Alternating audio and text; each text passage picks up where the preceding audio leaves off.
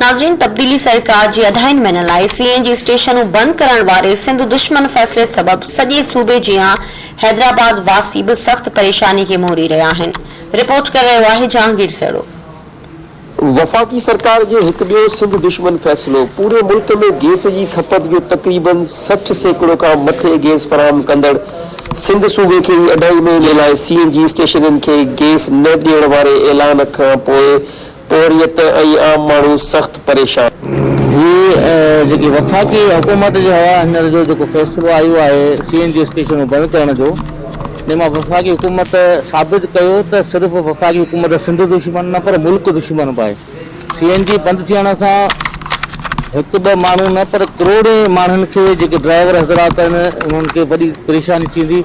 अगरि जेकर CNG फराहमी नथा करे सघनि त हिननि खे पेट्रोल सस्तो करणु घुरिजे, जे घटि में घटि जेके मुसाफ़िर माण्हू या जेके पंहिंजी ज़ाती गाॾियुनि वारा आहिनि या जिन जो रोज़गारी टैक्सियुनि ते आहे, गाॾियुनि ते आहे, त उन्हनि खे आसानी मिले। इहो साबित थी वियो आहे त इहे इमरान ख़ान वफ़ाकी हुकूमत सिर्फ़ सिंध दुश्मन न पर मुल्क दुश्मन आहे।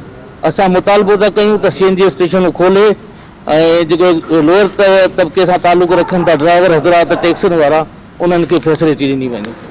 वफाकी सरकार के अड़े फैसले का CNG स्टेशनन ते करोड़ों रुपया लगाईंदड़ मालिकन सां गॾोगॾु CNG ते रिक्शा वैनू सुजुकियूं हलाईंदड़ पोरियत ऐं आवाम भी सख्त परेशान थी विया आहिनि। मसलो इहो आहे असांजी CNG वई आहे बंद थी, हाणे इन करे असां हाणे मसलो हल कयो जेको आहे त CNG में असांजे माण्हू उहो ई किरायो नथा, पेट्रोल ते कंदासीं त पोइ माण्हू अञा असांखे पेट्रोल किरायो ॾींदा कोन, असां पोइ छा कंदासीं? आख़िरकार कहिड़ो हल आहे? हिन जो को वजह त कढो न। असांखे आख़िरकार छो CNG बंद थी आहे, छाजे करे बंद थी आहे? इन जी माना छा आहे? असांजे बच्चनि जेको आहे उहो त कीअं कमु हलंदो? इन में त कमु कोन हलंदो। असांजी तकलीफ़ आहे वॾी, या CNG खोली वञे या न त पेट्रोल जो रेट घटि कयो वञे।